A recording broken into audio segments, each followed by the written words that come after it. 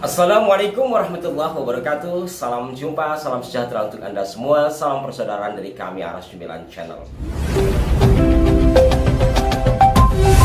Saudara-saudaraku, kembali saya menyapa Anda. Kalau istilah orang Tegal itu sekedar gendu-gendu rasa. Sahabat-sahabatku sekalian, dari awal munculnya penelitian nasab kaum Ba'alawi atau Habaib sampai saat ini di kolom komentar terutama masih saja ada yang mengatakan bahwa penelitian nasab Ba'alawi itu karena didasari oleh ketidaksukaan, kebencian, dan kekecewaan. Kalau dulu juga bahkan ada yang mengatakan yang melakukan penelitian nasab dan yang mendukungnya dianggap telah anti ahlul baitin Nabi Muhammad Sallallahu Alaihi Wasallam. Belakangan peristilahan ini atau komen-komen semacam ini sudah mulai menurun. Tetapi yang menyampaikan bahwa dasar penelitian itu karena ketidaksukaan, kekecewaan, dan yang semisalnya sampai hari ini masih ada. Perlu kita sikapi sahabat-sahabatku sekalian ya, termasuk diri saya ketika mengkritisi sesuatu, entah itu silsilah seseorang atau perilaku seseorang atau pendapat seseorang, bukan berarti kita tidak suka kepada orangnya. Dan baru-baru ini tidak tanggung-tanggung Kiai Haji Said Akil Al-Munawwar memberikan komentar yang mengatakan bahwa Imad itu tiang, tetapi tiangnya sekarang lubuh.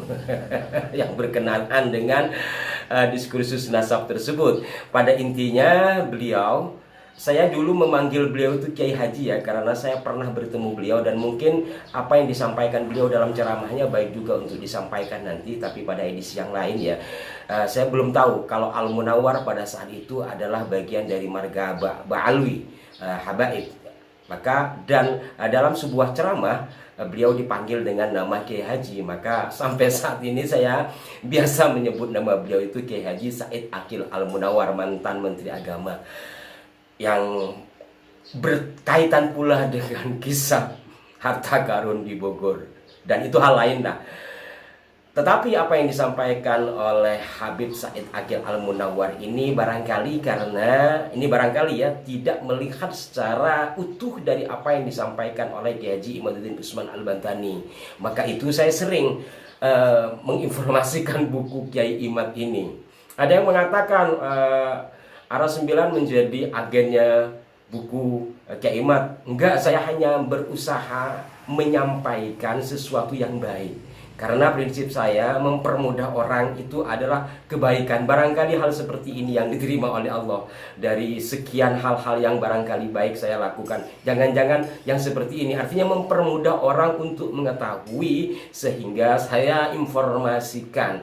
Dan yang akan membeli atau ingin memiliki, nanti Anda bisa melihat kolom deskripsi. Di situ ada nama seorang ustadz yang mengurusi buku ini.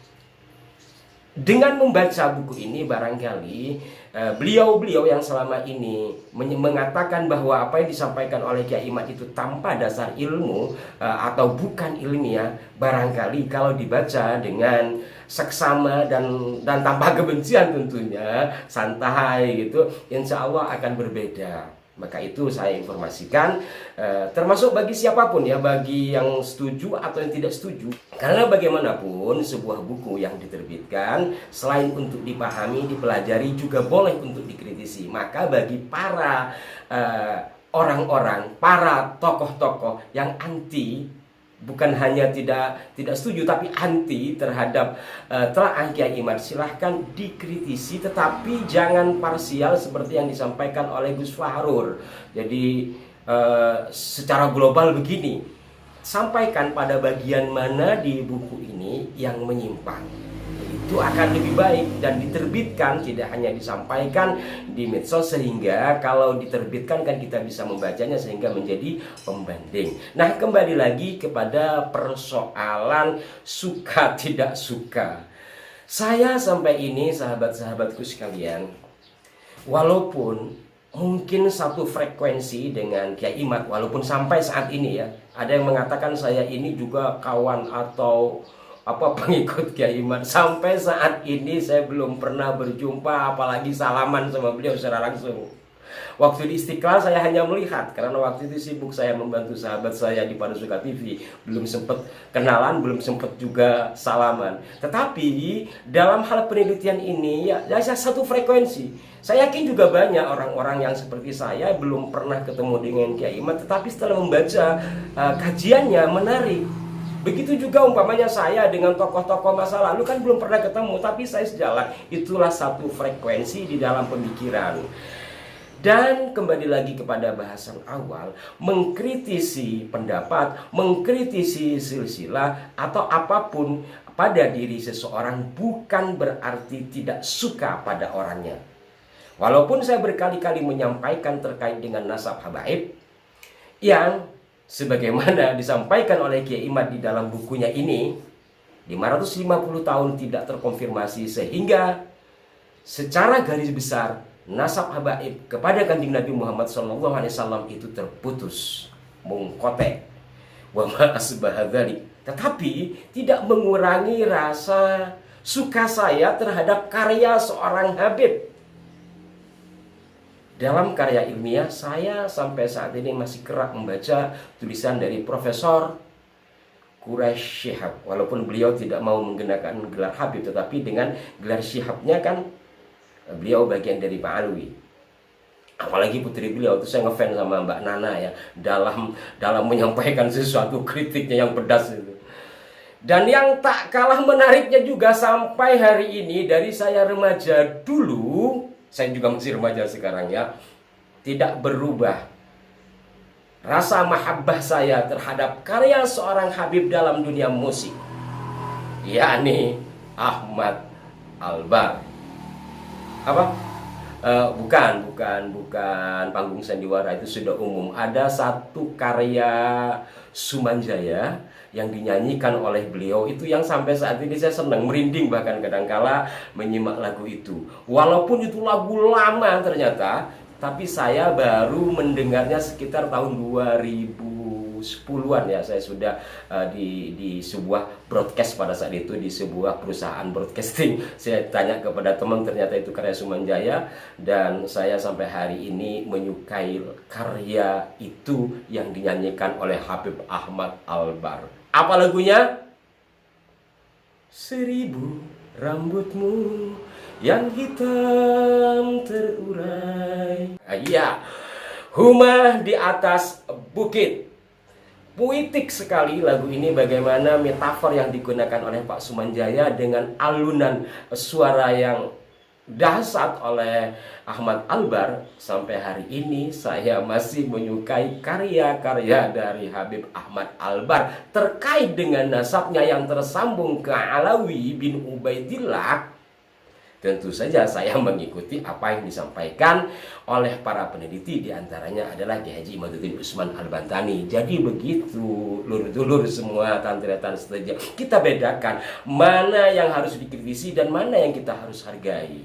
Termasuk juga kepada sahabat-sahabat yang berada di lingkungan yang mungkin sama dengan saya, artinya yang sefrekuensi dengan Kiai Imad, tetapi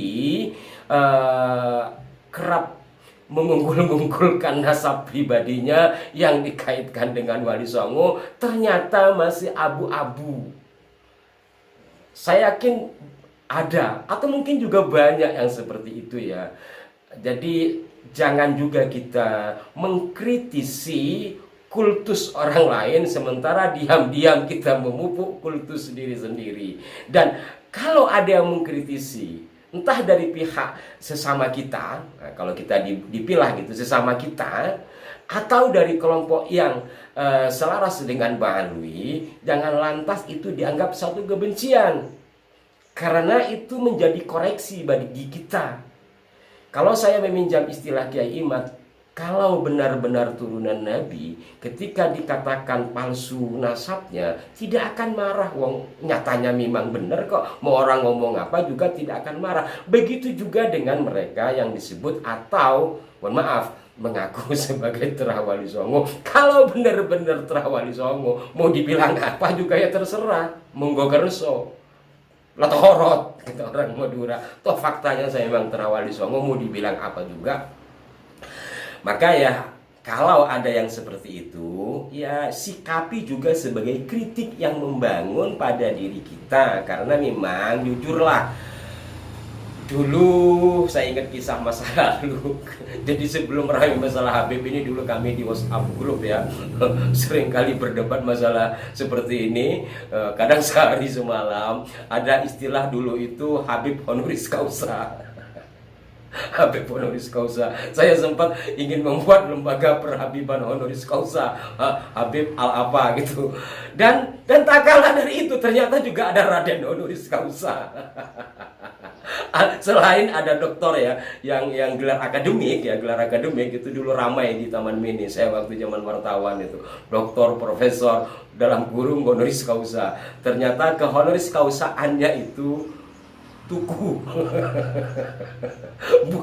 bukan memang ahli di bidangnya tapi tidak kuliah, kemudian mengikuti persyaratan-persyaratannya sehingga doktor atau profesornya honoris causa, tapi beli. Ini sempat heboh dulu. Dan tidak kalah dari itu, mungkin ya mohon maaf bagi para pelakunya, ada juga yang Raden honoris causa, bukan karena dia umpamanya memiliki jasa terhadap satu lembaga atau kebudayaan atau katakanlah keraton tertentu sehingga dia mendapat gelar secara resmi setelah memenuhi berbagai kriteria dan persyaratannya. Satu misal umpamanya yang karena pengabdiannya terhadap keraton, KRT Rajiman Widyodiningrat, Ketua BPUPKI dan anggota PPKI, seorang dokter yang tersentuh hatinya ketika turun ke lapangan. Beliau keluar dari PNS kalau istilah sekarang, malah mengabdi kepada Kesunanan Surakarta. Dia menjadi dokter keraton karena pengabdiannya itu oleh Suhunan pada saat itu atau oleh Sultan Kesunanan Surakarta, diberi gelar Kanjeng Raden Tumenggung, KRT Rajiman Widyodiningrat, dan itu dijelaskan. Ini sekedar salam sapa dari kami, informasi ringan, dan sekali lagi menyikapi sesuatu bukan berarti tidak menyukai orangnya. Dan apabila saya ingat lagu Ahmad Albar mengingatkan saya kepada sahabat saya Trahamengkubono II, Raden Dibyo Laksmono, yang sama-sama, kalau Habib Ahmad Albar ini kan rocker ya, rocker legendaris juga. Kawan-kawan ini Den Dibyo juga rocker. Kemarin Den Dibyo di Jogja dia. Apa kabar Den? Saya di Madura, nyusul ke Madura. Kita nanti kolaborasi ya. Saya mau belajar nyanyi, jenengan yang gitarin. Kemarin lagu yang sudah muncul beliau itu Aku Anak Bangsa ya, yang saya putar di sini juga, dan klipnya juga sudah dibuat oleh beliau. Yang ingin mengetahui klip dari Den Dibyo tentang lagu keresahan hatinya akan pembelokan sejarah, saya nanti coba taruh di kolom deskripsi ya. Demikian sahabat-sahabatku sekalian, salam hormat kepada semuanya. Mohon maaf jika ada kekeliruan. Salam hormat juga kepada Den Dibyo dan keluarga besarnya di Tlatah Mataram, Bumi Ngayogyakarta Hadiningrat dan sekitarnya. Semoga kita semua tetap dibersamakan di dalam semangat mencari kebenaran dan menyampaikan kebenaran. Mohon doa dan saran konstruktifnya buat kami. Sampai jumpa. Wassalamualaikum warahmatullahi wabarakatuh.